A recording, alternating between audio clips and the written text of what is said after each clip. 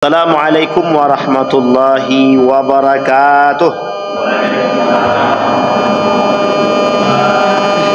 Alhamdulillahi rabbil alamin. Alhamdulillahilladzi arsala rasulahu bil huda wa dinil haq liyudhhirahu 'ala ad-dini kullih wa kafa billahi shahida. Ashhadu an la ilaha illallah wahdahu la syarika lah wa ashhadu anna Muhammadan 'abduhu wa rasuluh la nabiyya ba'd. Allahumma salli wa sallim wa barik ala hadha an-nabiyil karim. Allahumma salli ala Muhammad wa ala ali Muhammad fil alamin innaka Hamidum Majid.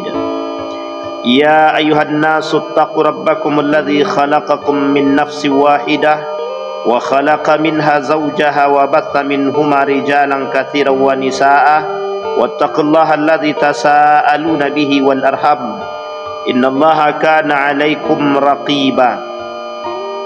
وقال الله تعالى يا أيها الذين آمنوا اتقوا الله وقولوا قولا سديدا يصلح لكم أعمالكم ويغفر لكم ذنوبكم ومن يطع الله ورسوله فقد فاز فوزا عظيما. Puji syukur kehadirat Allah atas limpahan rahmat dengan mengucapkan alhamdulillahirabbil alamin. Bersalawat kepada Nabi dengan mengucapkan Allahumma salli ala Muhammad wa ala ali Muhammad fil alamin innaka Hamidum Majid. Bapak Ibu sekalian yang berbahagia, di maghrib ini kita bermunajat kepada Allah. Mudah-mudahan Allah limpahkan rahmat dan karunia-Nya kepada kita semua. Allah sihatkan, Allah kuatkan, Allah istiqamahkan kita. Allah anugerahkan rumah tangga yang sakinah, mawaddah warahmah, anak-anak yang saleh dan salihah. Kemudian Allah anugerahkan kita generasi-generasi pejuang agama di tengah merosotnya akhlak, ilmu dan adab terhadap generasi-generasi kita. Mudah-mudahan mereka istiqamah, amin ya rabbal alamin.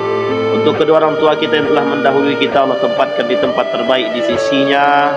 Allah terima amal ibadahnya. Bagi orang tua kita yang masih hidup, Allah sehatkan, Allah kuatkan, Allah murahkan rezekinya, Allah istiqamahkan dalam ketaatan. Amin ya rabbal. Baik Bapak Ibu sekalian yang berbahagia, pada pertemuan sebelumnya atau di bulan yang lalu kita sudah membahas karakteristik atau ciri-ciri ajaran sesat yang terdapat dalam fatwa Majelis Ulama Indonesia. Ketika Majelis Ulama Indonesia berikhtiar, berijtihad, mengumpulkan berbagai macam informasi tentang ajaran-ajaran sesat, sehingga Majelis Ulama Indonesia mempelajari apa sih aliran sesat tersebut, bagaimana kriterianya, apa yang harus kami lakukan, sehingga dikelompokkanlah oleh Majelis Ulama Indonesia tersebut setidaknya ada 10 kriteria atau tanda ajaran tersebut dikatakan sesat. Bapak Ibu sekalian yang berbahagia, pada tahun 2016 Majelis Ulama Indonesia merilis berita 300 lebih aliran sesat yang ditemukan. Berapa itu? 300. Sedikit atau banyak? Banyak apa sedikit? 300 di tahun 2016, dan kata Majelis Ulama Indonesia berpotensi meningkat. Berpotensi meningkat. Artinya apa? Pertumbuhan aliran sesat dari tahun ke tahun selalu terjadi, terus terjadi. Artinya, apakah Majelis Ulama Indonesia atau MUI tidak punya sikap dalam menyelesaikan aliran-aliran sesat atau menangkal munculnya aliran sesat? Itu yang pertama. Yang kedua, di kalangan Majelis Ulama Indonesia, apakah Majelis Ulama Indonesia tidak bekerja sama dengan golongan-golongan atau tidak bekerja sama dengan aparat dan pemerintah dalam menyelesaikan hal tersebut? Dari dua pertanyaan tersebut kita jawab. Yang pertama, Majelis Ulama Indonesia sudah mengupayakan sedemikian rupa agar bisa mencegah munculnya aliran sesat. Apa salah satu tanda, apa salah satu yang dilakukan oleh Majelis Ulama Indonesia untuk mencegah? Dibuatlah karakteristik yang 10 yang kemarin kita pelajari, yang disampaikan kepada masyarakat agar masyarakat bisa jelas bahwa kalau ada 10 poin tersebut atau salah satu di antara 10 poin yang kemarin kita sampaikan dapat atau terdapat dalam tubuh golongan tersebut, sekte tersebut, maka bisa dipastikan sekte tersebut sesat. Itu di luar yang lain. Kalau dulu golongan-golongan sesat itu banyak. Ada Syiah, Mu'tazilah, Jabariyah, Qadariyah, Murji'ah, kemudian lagi Khawarij, dan yang lain sebagainya. Itu kan keluar. Mereka dianggap sesat oleh agama karena mereka memunculkan paham-paham yang bertolak belakang dengan apa yang disampaikan oleh atau yang diajarkan oleh baginda Nabi Muhammad sallallahu alaihi wasallam. Di dalam aliran akidah terdapat banyak kelompok-kelompok kesesatan yang tadi saya sebutkan. Yang tadi saya sebutkan itu adalah aliran-aliran akidah, aliran-aliran sesat yang ada dalam bidang akidah, seperti Khawarij, Syiah, Mu'tazilah, kemudian Murji'ah, Jabariyah, Qadariyah. Itu golongan-golongan yang ada, dan golongan-golongan itu sesat dan menyesatkan secara akidah. Kalau di zaman modern ini, sudah juga saya sampaikan kemarin, sekulerisme, pluralisme, liberalisme, materialisme, rasionalisme, feminisme, dan yang lain sebagainya, modernisasi atau modernisme, sama. Semua yang berbau isme-isme itu, di dalam hari ini pandangan Majelis Ulama Indonesia itu golongan-golongan yang cenderung mengajak orang kepada kesesatan, baik secara muamalah maupun secara akidah, baik secara keimanan maupun secara keagamaan, menyesatkan. Dan itu penting.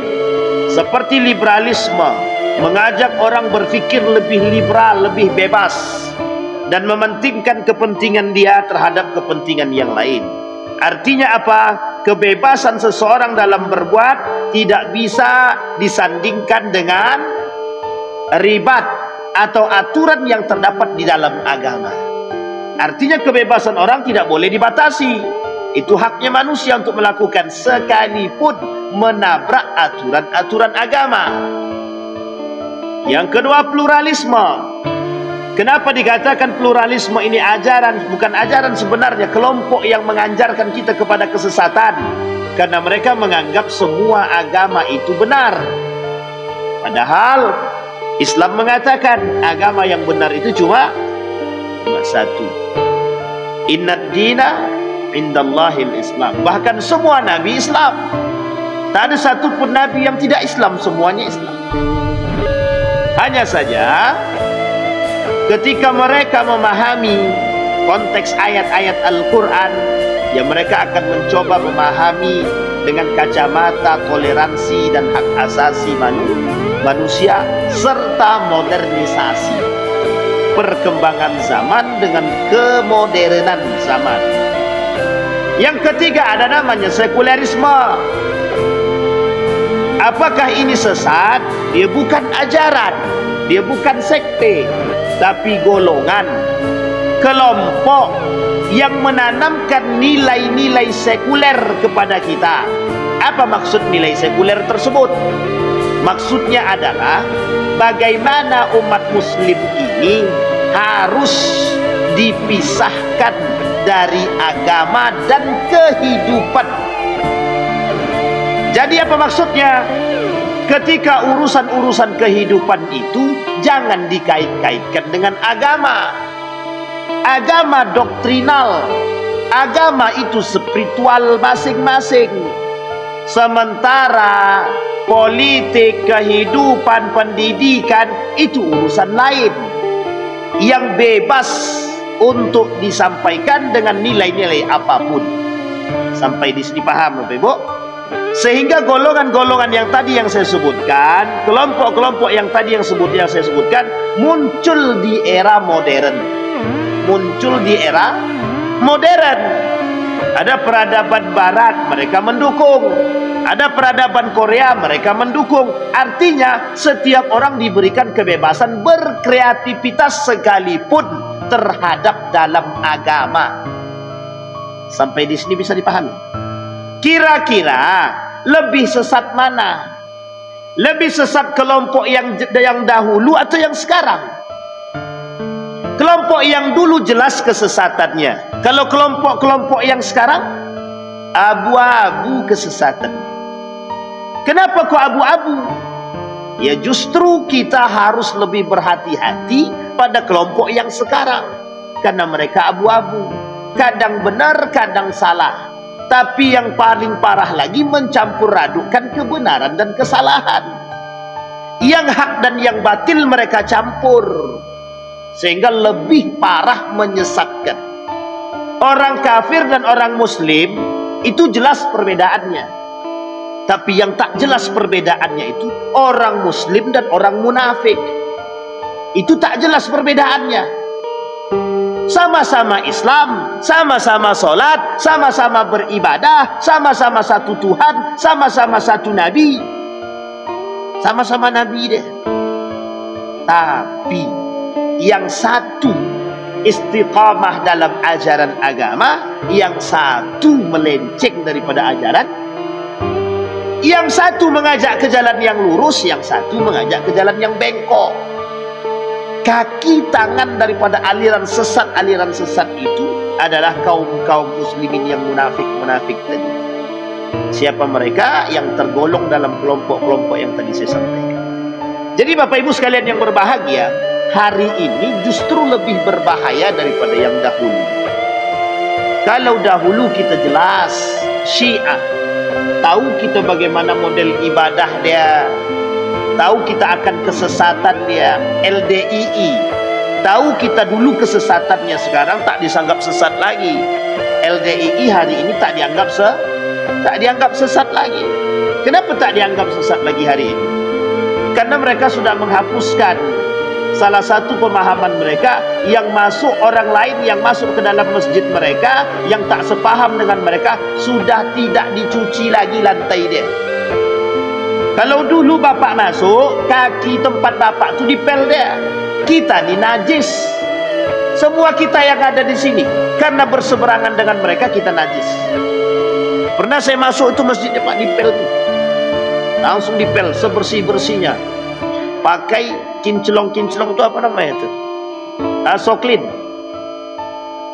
Bayangkan Pak, ada Ahmadiyah sesat, 3 golongan atau 3 kelompok atau 3 sekte yang dibangun oleh Inggris untuk menghancurkan umat Islam pada masa dahulu. Setelah lepas daripada Turki Utsmani, hancur Turki Utsmani, Britania membangun kelompok-kelompok tertentu untuk menghancurkan Islam. 1 Ahmadiyah dibangun di India. Yang kedua Bahaiyah dibangun di Mesir. Yang ketiga Wahhabiyah dibangun di Saudi Arabia. 3 sekte ini, 3 kelompok ini dibangun oleh Inggris untuk menghancurkan umat Islam. Ahmadiyah sampai ke Indonesia sesat. Bahaiyah hari ini dianggap sebagai satu agama. Yang meresmikan Luqmanul Hakim, yang ikut dalam peresmian itu. Mungkin beliau tak meresmikan, tapi dia ikut dalam peresmian itu. Luqmanul Hakim, siapa dia?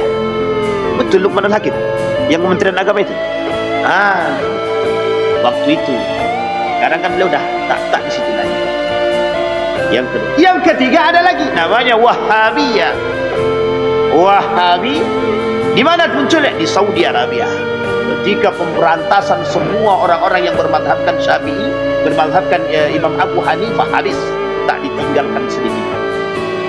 termasuk yang tak sejalan dengan hari ini. Saudi Arabia anti mazhab. Apa kata mereka? We are in Saudi no mazhab.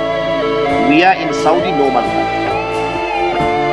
But every one of us, setiap orang di antara kami, kata mereka, memahami bahawa hadis itu sahih yang akan menjadi aturan main kami. Tak bisa, Pak. Kalau dibilang Saudi itu bermazhab, ulama Saudi mengatakan mereka anti mazhab. Tidak bermazhab, bukan anti mazhab, tidak bermazhab. Tidak bermazhab ini banyak definisi. Bisa anti mazhab, bisa memang tidak berpegang teguh pada mazhab. Makanya mohon maaf, Saudi itu berpegang teguh, meskipun tidak semua ya, tapi mayoritas Saudi itu mereka hanya berpegang teguh kepada hadis-hadis sahih. Kalau tak sahih mereka tak mau pakai. Kalau tak sahih hadis itu tak mereka pakai. Di dalam kitab Sahih Bukhari, di dalam kitab Sahih Muslim itu tak semuanya hadisnya sahih. Tidak semuanya hadisnya sahih. Tapi orang memahami bahawa siapa Bukhari, bahawa siapa Muslim. Perbedaan kita dengan mereka mempelajari hadis Bukhari, kita tak mempelajari. Kalau kita mau mempelajari hadis Bukhari, maka Bapak Ibu sekalian yang berbahagia, perlu mempelajari hadis-hadis Bukhari itu bukan hanya untuk kita saja, bukan hanya untuk para da'i saja, bukan untuk para ustaz saja, semua. Kenapa penting mempelajari hadis itu? Biar kita tahu. Makanya mohon maaf, turun solat, kita mau solat mau sujud gitu, mana duluan? Kepala kah, lutut kah, tangan kah? Mana duluan?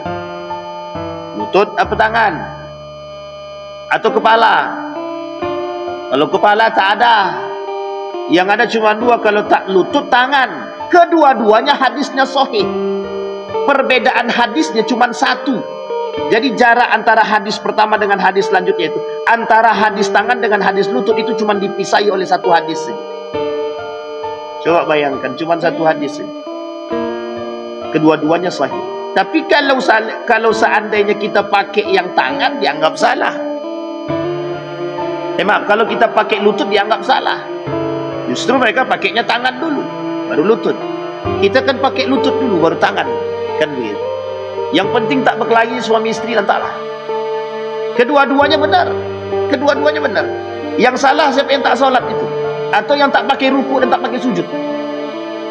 Ada orang solat tak pakai ruku, tak pakai sujud. Ada. Jangan salah, kelompok-kelompok sesat tu banyak. Di Jawa tu banyak kita temukan dulu ada kelompok-kelompok yang mohon maaf solatnya itu tidak pakai ruku dan tak pakai sujud, berdiri aja. Itu kelompok apa namanya itu? Yang jelas kelompok sesat. Itu yang paling jelas ya. Sampai di sini paham. Nah, kembali kepada poin tadi Bapak. 3 yang dibangun oleh Britania ketika itu. 1 Wahabiyah, Ahmadiyah, Bahaiyah. Ketiga-tiganya ketika itu oleh Syekh Ramadan Al-Buti dalam satu buku yang berjudul, saya lupa judulnya, dan itu berbahasa Inggris. Kata mereka, itu sengaja dibangun untuk menghancurkan dan memecah belah umat Muslim. Dan itu sengaja, bukan tidak sengaja, sengaja. Nah, Bapak Ibu sekalian yang berbahagia, dari poin ini kita sudah paham. Sehingga yang ingin kita lihat, itu dari Majelis Ulama Indonesia, kita sudah tahu di mana letaknya, kapan harus kita pisahkan dan lain sebagainya. Nah, sekarang kita perlu paham dulu. Coba kasih tahu kepada kita yang disebut dengan ajaran-ajaran garis lurus. Jadi ajaran sesat sudah ya. Kriteria ajaran sesat itu oleh Majelis Ulama ada 10, dah kita sampaikan. Yang ngerekam aman, yang tak ngerekam, itu yang bingung gitu tuh. Bapak Ibu ada catatannya? Ada yang nulis? Yang nulis aman, yang tak nulis aman juga.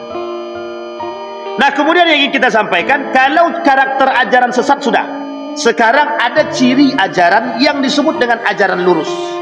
Di dalam Al-Quran, ihdinas siratal mustaqim, siratal ladzina an'amta alaihim ghairil maghdubi alaihim waladdallin. Ini bacaan harian atau bukan?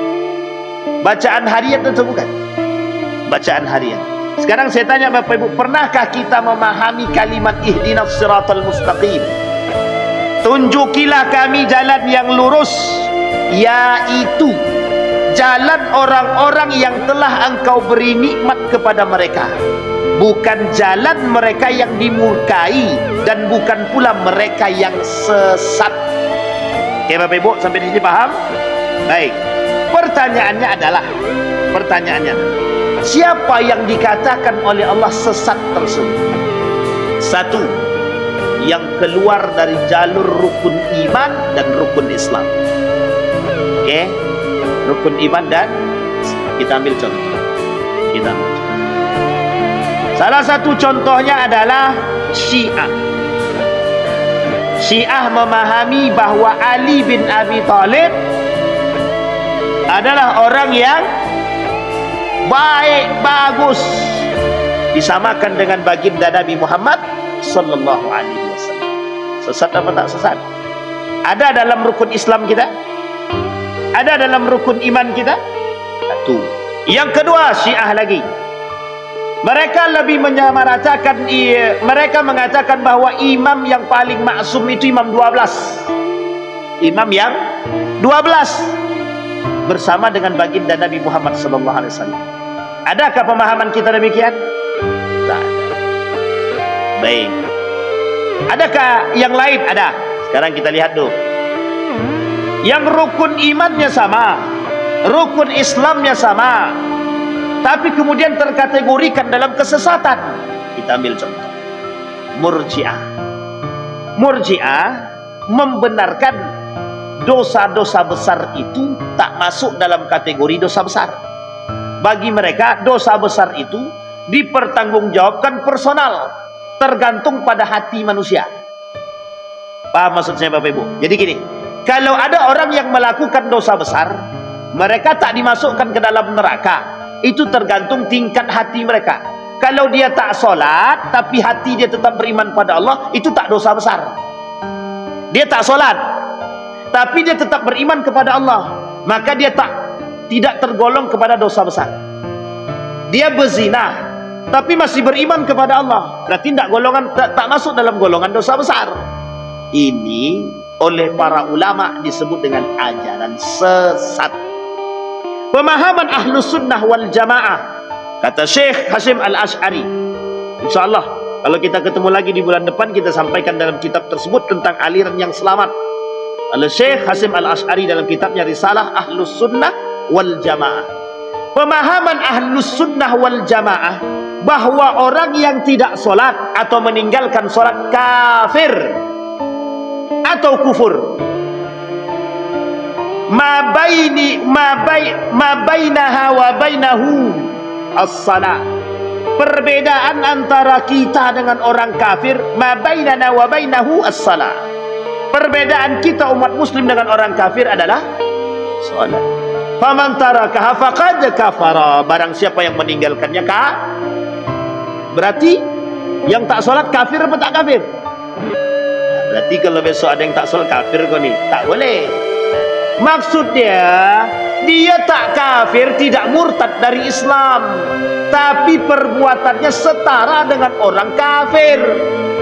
Namanya kufur. Apa namanya? Baik. Jadi kalau ada orang tak sholat, dia kufur. Sama perbuatannya, nilai perbuatannya sama dengan orang kafir, meskipun dia tak keluar daripada Islam. Oke Bapak Ibu ya, bisa dipahami? Sama.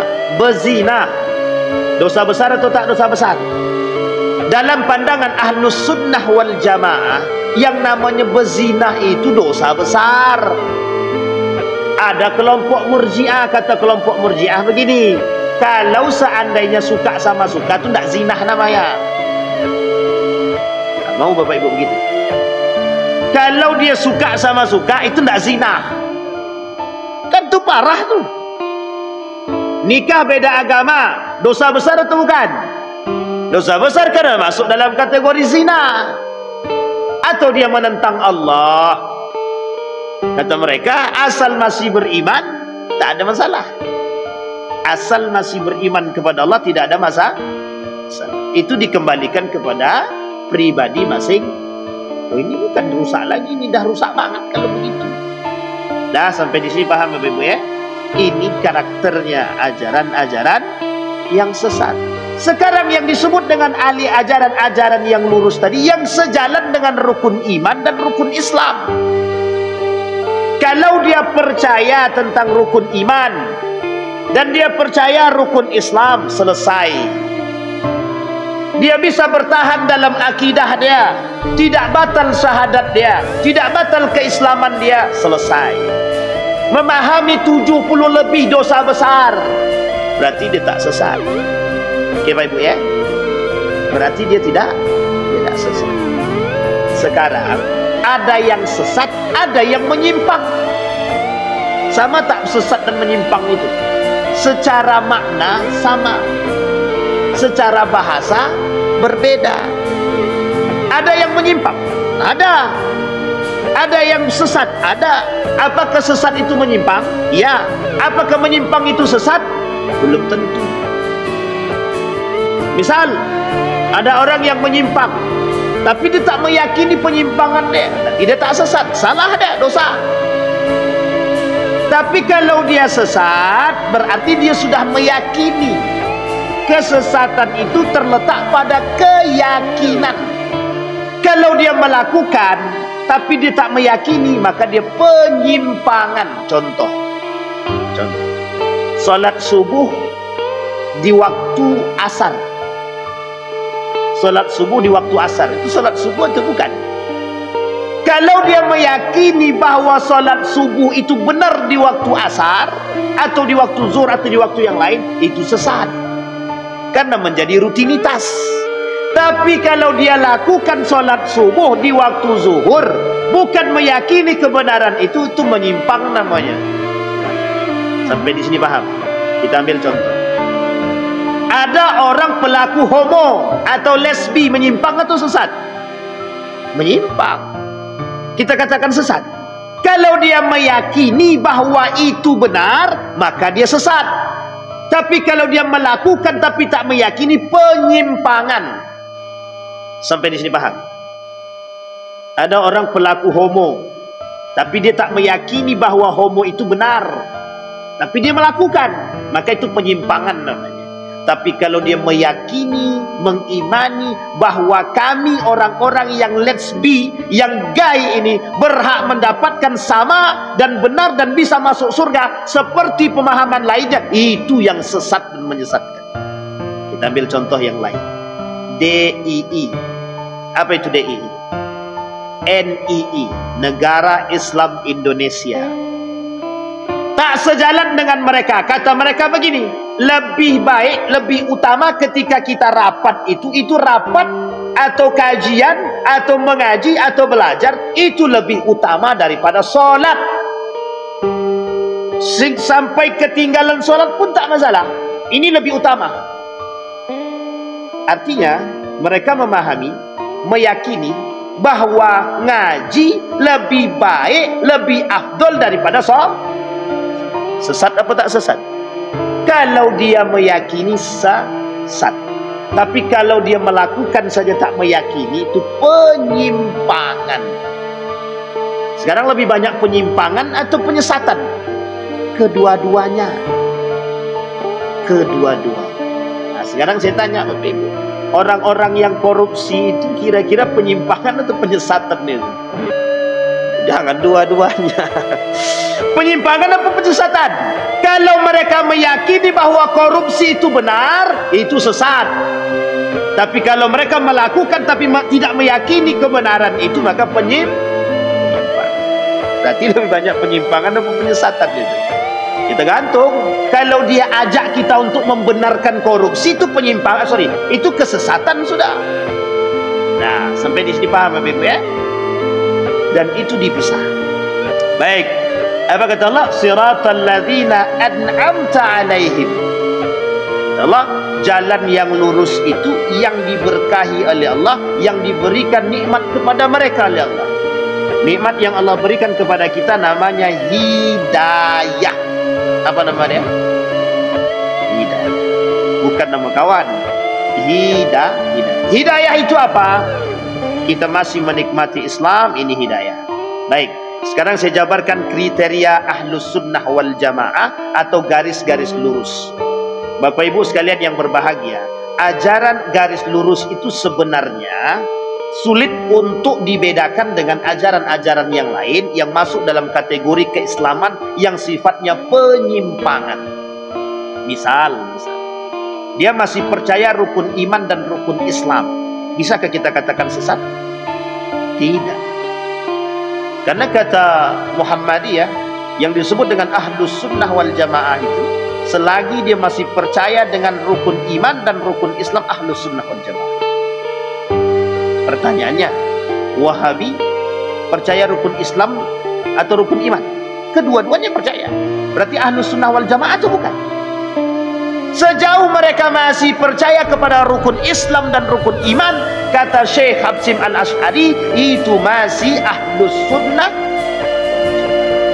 Pertanyaannya terletak pada definisi keimanan kepada Allah, definisi keimanan kepada Rasul, definisi keimanan kepada hari kiamat, dan selanjutnya. Bagaimana cara memahaminya? Misal, dalam rukun Islam ada puasa.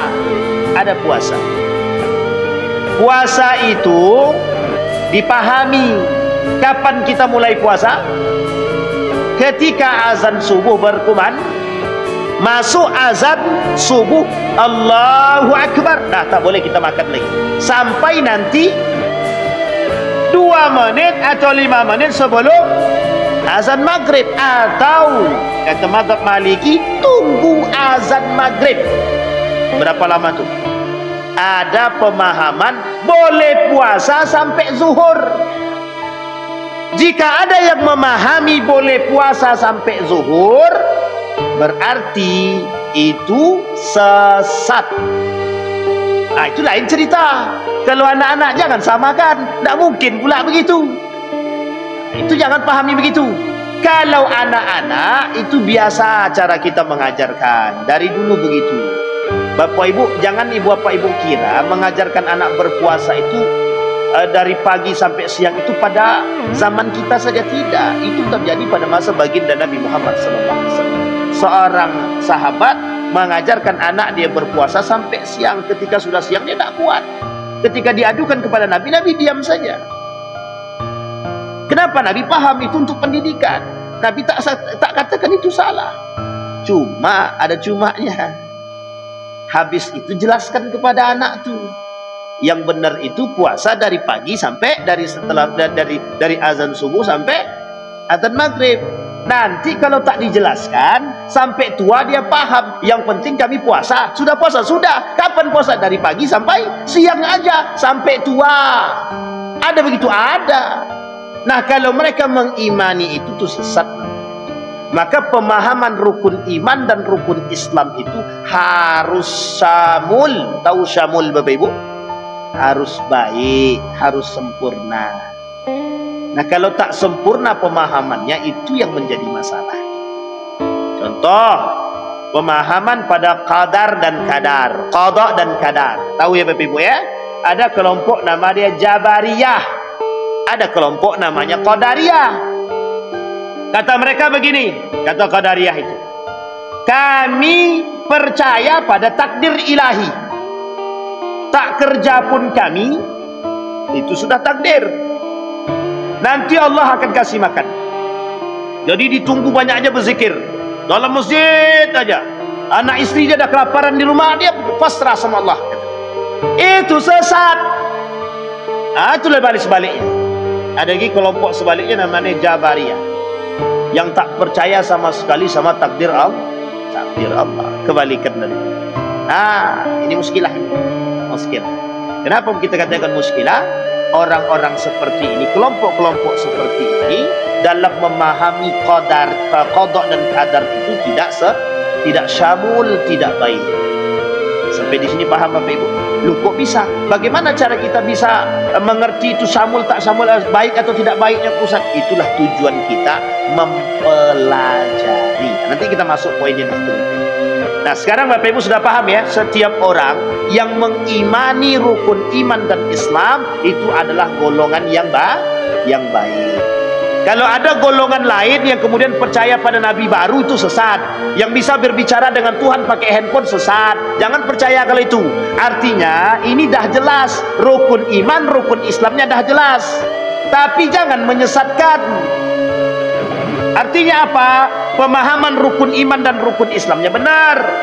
Dari rukun iman, kapan waktu kita bahas itu rukun iman. Rukun Islam kalau kita ketemu lagi dengan izin Allah, kita bahas tuh mana yang disebut dengan rukun iman sampai akhir itu. Rukun iman, rukun Islam itu syamul yang seperti apa. Dia tak bisa Bapak Ibu. Dia banyak yang buat-buat sekarang. Banyak yang buat-buat. Allah itu maha kuasa apa tidak? Maha kuasa. Sehingga ada orang yang bisa menggandakan uang, dia katakan itu kuasa ilahi, kata dia. Sampai di sini paham? Kalau ada yang mengimani begitu, sesat apa tak sesat? Dah tahu itu ajaran sesat. Laki-laki perempuan yang bukan mahram, kalau bersentuh salah apa tak salah? Salah. Ada kelompok, ada majlis yang di dalam majlis tersebut, mohon maaf, yang di dalam majlis tersebut bercampur laki-laki dan perempuan. Yang memberikan kajian itu boleh mencium setiap perempuan yang ada. Oh, itu enak di dia, tak enak di kita itu. Muskilah apa tak muskilah? Kalau ada kelompok yang membolehkan menyentuh perempuan yang bukan mahram, itu mesti ajarannya sesat. Sampai di sini paham? Nah, kemudian lanjut. Apa kata Allah? Wa may yuti'illaha wa rasulah fa ulaika ma'al ladzina an'ama Allahu 'alaihim minan nabiyyin was-siddiqin wasyuhada was-salihin wa hasuna ulaika rafiqa. Jadi Bapak Ibu para ulama pun sebenarnya ketika mengkategorikan aliran-aliran yang lurus tadi, asal mereka memahami rukun iman dan rukun Islam dengan baik, tidak ada penyimpangan di situ, maka itu disebut dengan ajaran lurus. Tapi kalau ada penyimpangan dan penyesatan, maka itulah yang disebut dengan ajaran sesat. Sampai di sini bisa dipahami Bapak Ibu? Baik. Sekarang Bapak Ibu, bagaimana cara kita memahami dan menyikapi paham sesat? Nah, ini yang paling penting. Nanti saya kasih tahu Bapak Ibu bagaimana cara kita selamat dengan ajaran sesat, dari ajaran-ajaran sesat. Kata Dr. Adyan Husaini dalam tulisan beliau, kata beliau, ada yang harus dipahami. Apa yang harus dipahami? Yang harus dipahami pada dua kalimat dalam surat Al-Fatihah, kata dia. Yang pertama al-maghdub, yang kedua ad-dal. Orang yang dibenci oleh Allah, yang dimurkai oleh Allah, dan orang-orang yang sesat dan menyesatkan. Pahami itu dulu. Cara kita memahami, pahami itu dulu. Ketika Bapak Ibu, mohon maaf ya Bapak Ibu ya, ketika Bapak Ibu ketemu dengan satu ajaran, misal ini Bapak Ibu ketemu dengan salah seorang yang mohon maaf, dia berpakaiannya nampaknya alim, pakai peci hitam, pakai celana, berjenggot, dia misalkan pakai gamis, ya, ini penting untuk kita paham. Kemudian dia memberikan pengajian, dia memberikan ilmu dan lain sebagainya. Pahami di situ baik-baik. Lihat karakter kajian dia. Kalau karakter kajian dia lebih mohon maaf memisahkan laki-laki dan perempuan, tidak mencampur adukkan, ini masih aman. Oke? Sampai di sini paham Bapak Ibu? Ini pemahaman yang paling penting. Karena apa? Karena dalam ajaran kita itu tak boleh bercampur laki-laki dan perempuan, satu. Yang kedua, pahami dalam ajaran itu ketika Bapak Ibu masuk, tengok betul-betul karakter-karakter majlisnya. Adakah dalam majlis tersebut untuk menyembah selain daripada Allah? Misal ada di situ patung, misalkan patung goyang, misal. Ada di situ patung goyang, kira-kira itu benar apa tak benar? Yang ketiga, lihat ada tidak atribut-atribut yang dipakai dalam kajian-kajian tersebut, yang mohon maaf atribut-atribut itu bukan punya mereka. Sampai di sini paham? Bukan punya ajaran Islam. Kita ambil contoh. Kita ambil contoh. Penyimpangan bukan kesesatan, tapi penyimpangan. Tapi kalau diyakini bisa menjadi kesesatan. Kita ambil contoh. Di Masjid Istiqlal. Berapa banyak orang yang memakai pakaian atribut? Paham ya Bapak Ibu ya? Kenapa mereka pakai? Itu kesesatan atau penyimpangan? Kedua-duanya. Kalau mereka mengimani itu sebagai hal yang benar, maka itu sesat. Tapi sebenarnya itu penyimpangan. Kenapa? Kita dipaksakan, jamaahnya dipaksakan untuk memakai begitu. Karena mereka yakin dengan yang ngisi tadi. Yang keempat. Dalam kajian tersebut diperhatikan baik-baik. Dibuka dengan bismillah, diakhiri dengan alhamdulillah. Di dalamnya pujian kepada Allah dan Rasulnya. Maka diakhiri dengan ikhtitam, bersyukur kepada Allah dan berdoa. Itu mesti baik. Mesti. Ada kosat yang di awal dengan solawat, yang diakhiri dengan mohon maaf joget-joget. Itu penyimpangan. Penyimpangan. Saya tak katakan sesat, tapi penyimpangan. Sampai di sini paham ya Bapak Ibu. Baik, kembali kepada poin. Kata Dr. Adian Hussein, pahami dulu yang dimurkai oleh Allah dan kemudian yang sesat dan menyesatkan. Nah, bagaimana cara kita memahami? Kita butuh ilmu. Butuh apa namanya Bapak Ibu? Ilmu. Kalau ada guru ngaji mengajarkan ilmu tentang ilmu-ilmu agama, ini mohon maaf nih Bapak Ibu, ini penting sekali. Tapi dia pakai patokan, tinggalkan. Misal dipatokinnya Pak, ini bukan patok ayamnya, dipatoknya sekian. Aku mau ngajarkan ilmu di situ. Dengan catatan kalian harus bayar aku sekian. Kalau dah ketemu dengan itu sudah jelas penyimpangan. Tapi kalau dia meyakini mau mengajarkan ilmu wajib dengan begitu, sesat. Dah paham sampai sini Bapak Ibu? Ini berat Bapak Ibu. Makanya Majelis Ulama Indonesia itu ketika menyampaikan pemahaman tentang kesesatan ajaran sesat dan garis lurus itu berat Bapak Ibu. Kenapa kok berat? Karena mesti akan menyinggung orang dan mesti banyak yang tersinggung. Nah kalau tak tersinggung, aman deh itu. Cuman kalau dia merasa mesti tersinggung deh. Tapi kalau dia melakukan tapi tak tersinggung, itu aneh. Aneh itu. Sampai di sini paham ya Bapak Ibu? Baik. Kenapa kita katakan demikian? Bukan sedikit loh Bapak Ibu, ajaran sesat itu 300 di tahun 2016. Di tahun 2020 naik. Naiknya berapa? 50%. Coba bayangkan. Itu ajaran sesat. Hari ini Bapak Ibu, kalau kita tidak berhati-hati, kalau kita tak berhati-hati, kita yang kesusahan kelak. Anak-anak kita Pak, anak-anak kita, generasi kita yang menjadi masa. Baik, sekarang Bapak Ibu, itu pertama memahami. Yang kedua, bagaimana cara kita menyikapi paham sesat tersebut. Nah ini penting nih. Wah, ada ajaran sesat Pak Ustadz di situ, ayo kita apa namanya itu, kata MUI itu serang. Tidak bisa begitu. Kita pukul dia tak boleh. Yang paling bisa kita sikapi adalah melapor kepada Majelis Ulama Indonesia. Yang kedua, kalau Bapak Ibu tahu dan nampak dan ragu bahwa itu antara ajaran sesat atau tidak sesat, maka ajukan kepada Majelis Ulama Indonesia melalui RT, RW, lurah, camat.